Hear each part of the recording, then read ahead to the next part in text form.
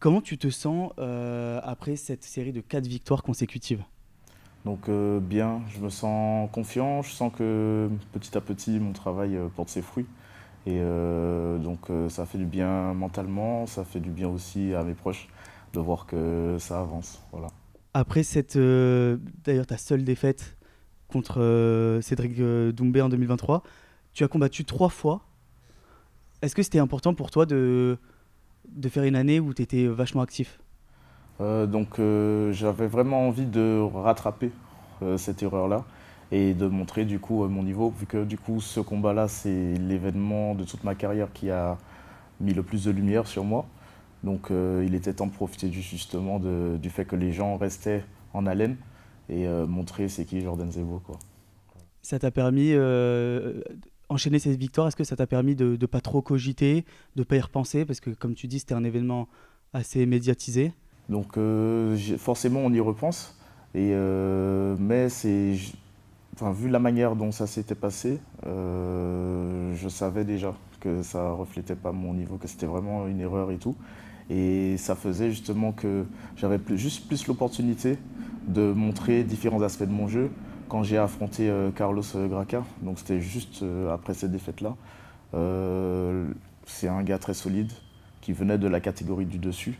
J'ai fait une belle décision face à lui. J'ai manqué de finir plusieurs fois. Ensuite, il y a eu Title Shy, très beau combat, franchement, qui mériterait même le bonus de Fight of the Night, vu les oppositions de style. Il y a eu donc voilà, c'est tous ces combats-là qui ont suivi.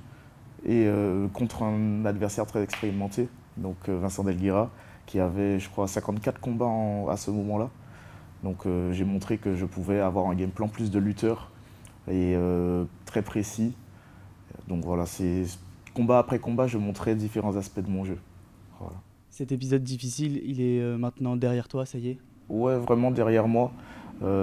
C'était juste à un instant T. Et après, ben, lorsque je suis reparti dans la cage, le combat juste après, éventuellement une petite pression de se dire j'espère qu'il n'y aura pas encore une erreur bête. Mais j'étais quand même confiant juste en prenant mon temps et tout. Je savais qu'une fois que j'étais dedans, que j'étais à la maison, quoi. J'attends ça toute l'année.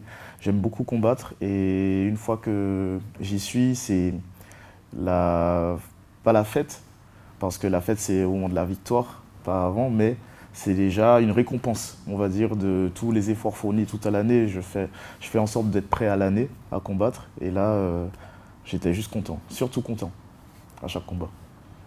Récemment, on t'a aussi vu dans une vidéo où tu t'entraînes au Brésil chez les Fighting Nerds. Euh, Comment ça se fait? T'as tourné avec qui? Comment ça s'est fait la connexion? Je suis allé avec mon ami Donatello qui est brésilien et très bon combattant aussi. Donc là, l'objectif c'était de profiter du fait d'avoir été invité là-bas depuis avant, mais cette fois-ci c'était un bon timing, donc on a décidé d'y aller ensemble. Lui, il avait prévu de combattre aussi là-bas, finalement il y a eu des complications, mais moi, je savais que j'allais en profiter aussi pour me préparer pour la rentrée.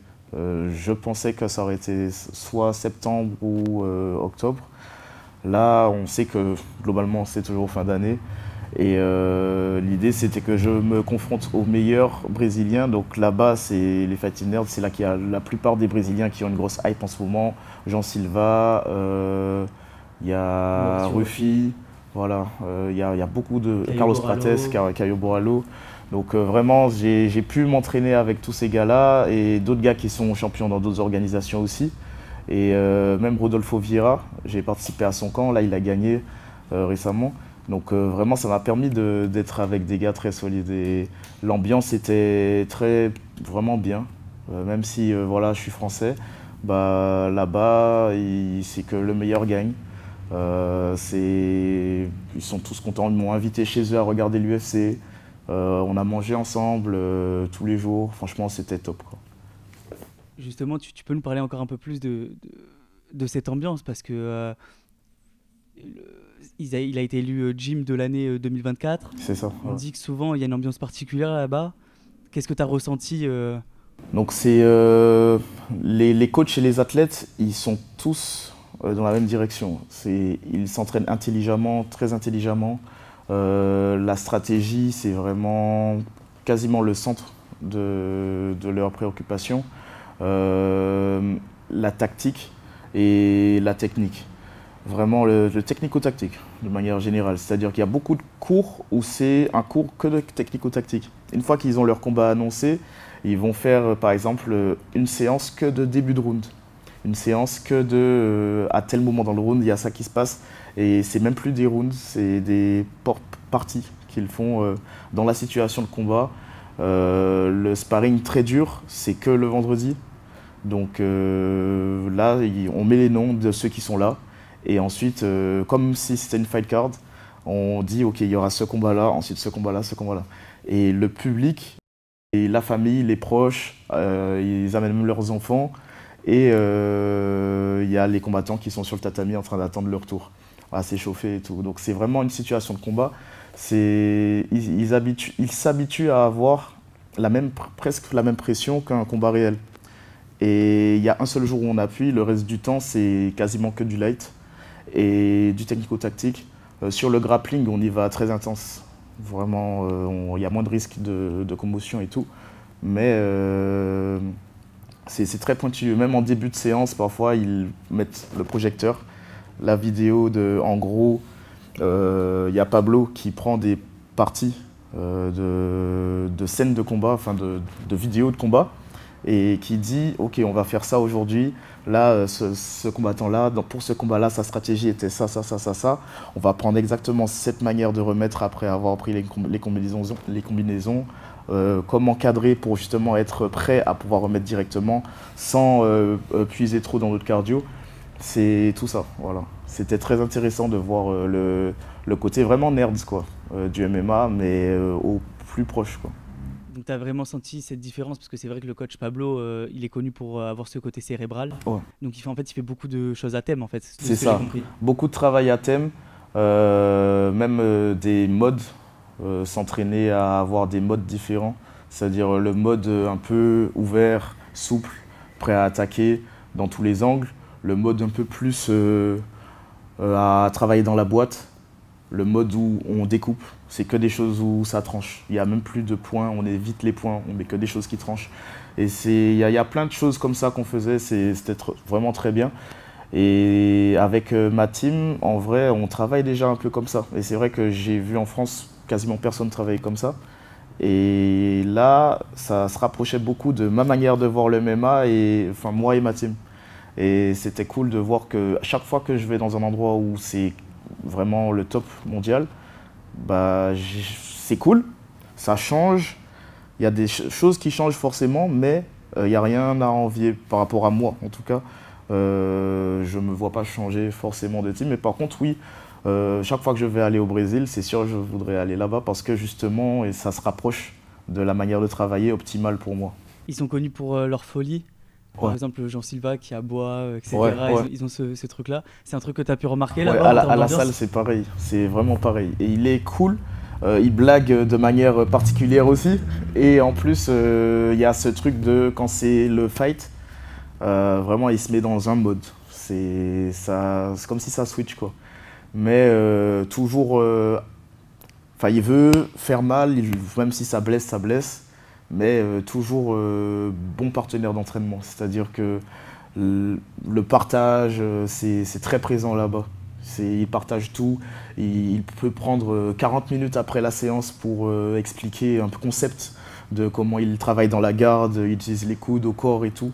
Enfin, ils sont tous passionnés. C'est vraiment ça qui, je pense, les aide à être aussi concentrés et rechercher autant le détail. Et voilà, c'est ça. Tous, ils aiment ce détail-là et ils savent que quand ils entrent dans cette salle-là, ça va pas être pour faire de la bagarre tous les jours, ça va être vraiment pour peaufiner toute la semaine et bagarrer une fois en fin de semaine.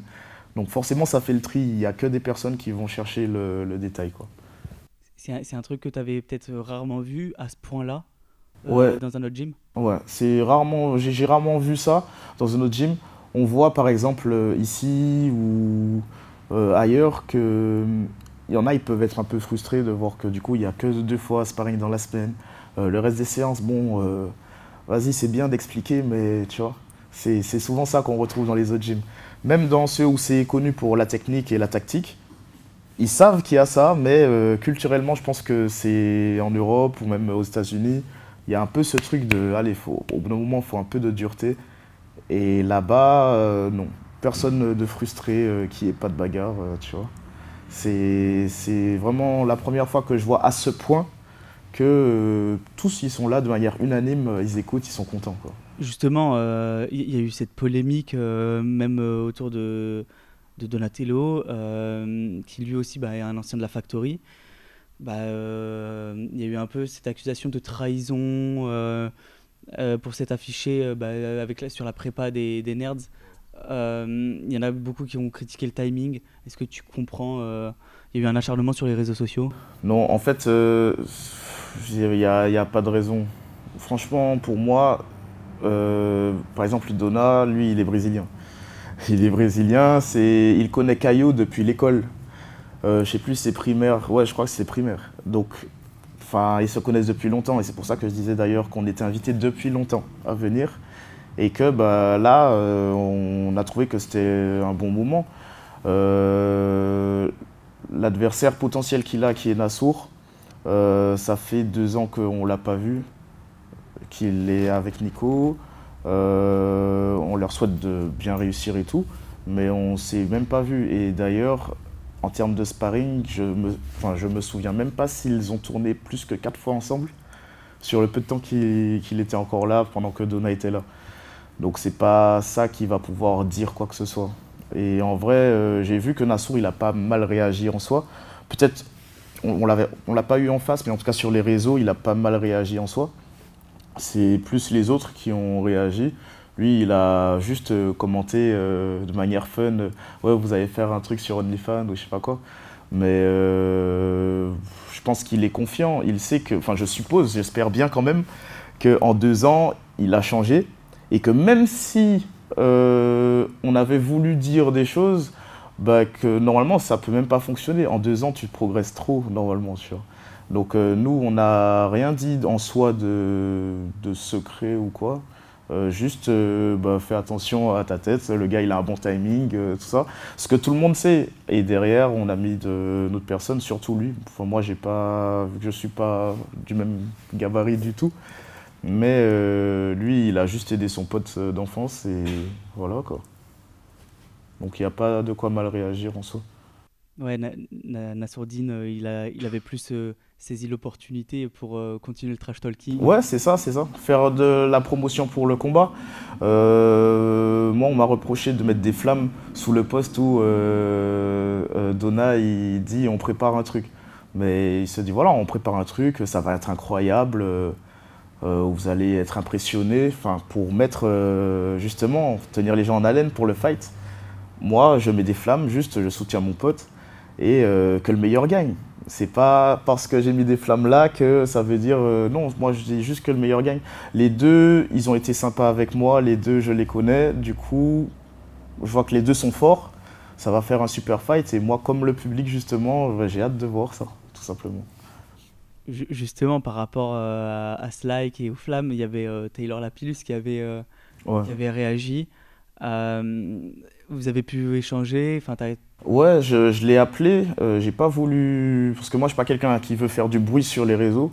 Mais là, à ce moment-là, c'est ce que je me suis dit de lui, que c'est juste pour faire du bruit, parce que pour d'autres choses beaucoup plus graves, enfin qui sont graves, parce que ça, en soi, c'est pas grave, c'est juste on parle, tu vois. Mais pour d'autres choses qui sont graves, je l'ai jamais entendu. Mais là, à croire, il a saisi l'opportunité juste pour faire du bruit, en sachant que moi, je suis très gentil et que je vais pas forcément répondre. Je l'ai appelé et je me suis dit, mais je comprends pas. Et il s'est expliqué, je me suis expliqué. Et puis voilà, il n'y a pas d'animosité en soi. Il dit être déçu, moi je vois pas pourquoi, du tout. Et moi, je lui ai dit que plutôt moi, j'ai été déçu de la manière de parler parce que jamais en face de moi, il a parlé avec ce champ lexical-là, quoi. Enfin, ouais, bande de suceurs, je sais pas quoi, lèche-cul. Enfin non, c'est pas le Taylor que je connais. Le gars, il est censé être correct, avec une attitude assez, même diplomatique quasiment. On a partagé la salle pendant des années. Depuis que je suis amateur jusqu'à pro, on s'est entraîné ensemble, on s'est donné la force. Là, ça m'a surpris. Ça m'a surpris, j'ai été vraiment déçu. Ouais. L'autre bombe de l'été, c'est aussi Cyril Gane qui va affronter Thomas Pilan en octobre pour la ceinture des lourds. Ouais. Tu le sens comment depuis cette annonce, cette grosse annonce? Donc déjà avant même l'annonce, il était déjà bien, vraiment bien prêt. Et on se posait la question justement de est-ce qu'il y a un truc bientôt? Parce que justement, il a fait que progresser et que montrer à chaque fois à l'entraînement à quel point il est vraiment au-dessus et qu'il a rajouté grâce à Lopez justement qui met l'accent dessus comme il a fait avec moi sur le fait, enfin il dit à chaque fois la notion de nociception. Il faut infliger la douleur et s'habituer à infliger la douleur et trouver encore plus comment facilement infliger de la douleur pour se faire respecter déjà en sparring et réussir à être proche du finish en combat. Et Cyril, qui comme moi à l'entraînement, vraiment, enfin, c'est du jeu, bah là, de plus en plus, vraiment, on sent c'est des armes, tu vois, c'est vraiment des armes, tu vois. Chaque fois qu'il fait le moins de mouvements, chaque contact qu'il y a, on se dit, ah ouais, tu vois, ça fait beaucoup réfléchir. Ouais, parce que justement, Aspinall, il est connu pour sa boxe anglaise. Oui, c'est ça. Et donc toi, tu penses que les clés du combat sont dans le striking? Ouais. Striking complet à la Cyril, vraiment. Et même qui a évolué encore. Et après, si ça arrive au sol, je sais qu'il est prêt. En parlant du UFC, tu as toujours clamé vouloir être champion UFC. Aujourd'hui, tu es en 8-1.